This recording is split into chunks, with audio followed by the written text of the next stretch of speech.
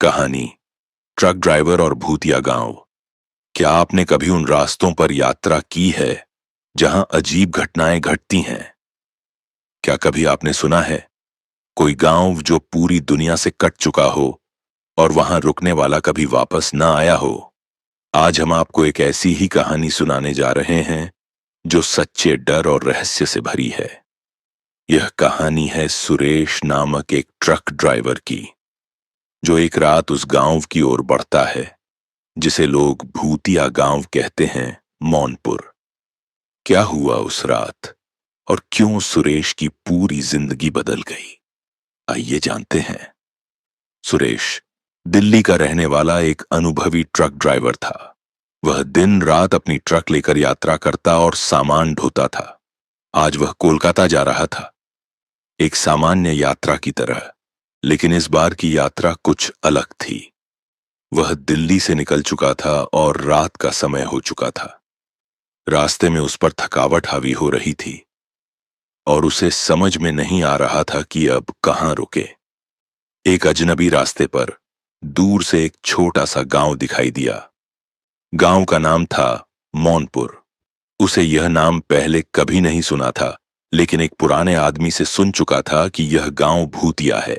वहां रात के समय कोई नहीं रुकता और जो रुकता है वह कभी वापस नहीं आता। लेकिन सुरेश को लगा कि यह सब अफवाहें हैं और उसने अपनी यात्रा को आराम देने के लिए यहां रुकने का फैसला किया।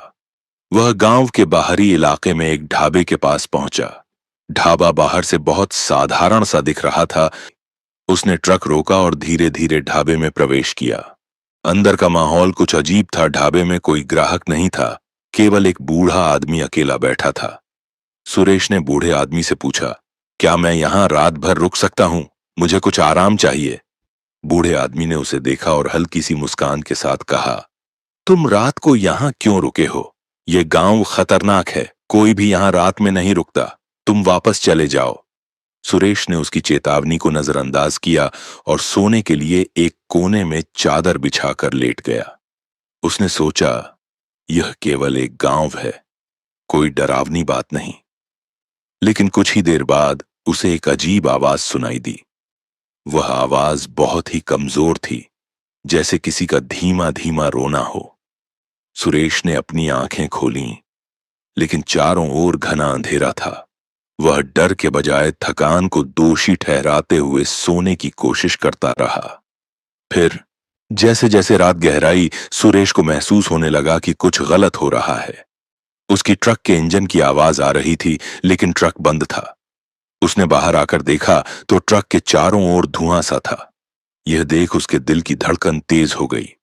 वह घबराकर अंदर भागा, लेकिन तभी उसके कानों में हल्की सी दरवाजे की खटखटाहट सुनाई दी, जैसे कोई दरवाजे पर दस्तक दे रहा हो। उसने डरते हुए दरवाजा खोला, लेकिन बाहर कुछ नहीं था। वह वापस कमरे में गया और दरवाजा बंद कर लिया।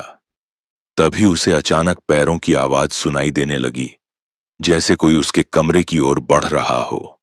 यह आवाज इतनी धीमी थी जैसे किसी ने जानबूझकर उसे चुपके से आने दिया हो। सुरेश का दिल अब घबराहट से भर चुका था। वह पल भर में समझ गया कि यह कोई साधारण बात नहीं है। तभी बूढ़ा आदमी फिर से सामने आकर खड़ा हुआ। उसकी आंखों में एक अजीब सी घबराहट थी और उसने कहा, तुम जा रहे हो? यह वह जगह नहीं है जहां से लौट पाओ। सुरेश की धड़कन तेज हो गई और उसने डरते हुए ट्रक में बैठने की कोशिश की। जितना भागने की कोशिश करता, उसकी हालत उतनी ही खराब होती जा रही थी। ट्रक का इंजन ठीक से काम नहीं कर रहा था और जैसे ही उसने गांव के बाहर निकलने की कोशिश की, उसकी ट्रक की लाइटें अचानक बंद हो गईं। ट्रक खुद ब खुद रुक गया। सुरेश पूरी तरह से डर चुका था। उसने देखा, गांव के बाहर एक महिला खड़ी थी। उसकी आंखों में खौफनाक हंसी थी और उसका चेहरा पूरी तरह से विकृत था। महिला के पीछे कुछ और लोग खड़े थे, जिनके चेहरे और शरीर भी विकृत थे। सभी की आंखों में एक अजीब सी हंसी थी, जो सुरेश के दिल में सिहरन भरने के लिए काफी थी। वह समझ गया कि वह किसी बुरी ताकत के घेरे में फंस चुका था। सुरेश डर के मारे अपनी जान बचाने के लिए ट्रक से कूद पड़ा और पास के एक छोटे से मंदिर में दौड़कर शरण ली।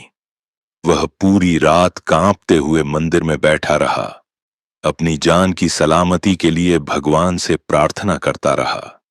मंदिर में बैठते हुए उसे एहसास हुआ कि यह गांव कोई साधारण जगह नहीं है, बल्कि एक ऐसी जगह है जहां मौत का साया हमेशा मंडराता है।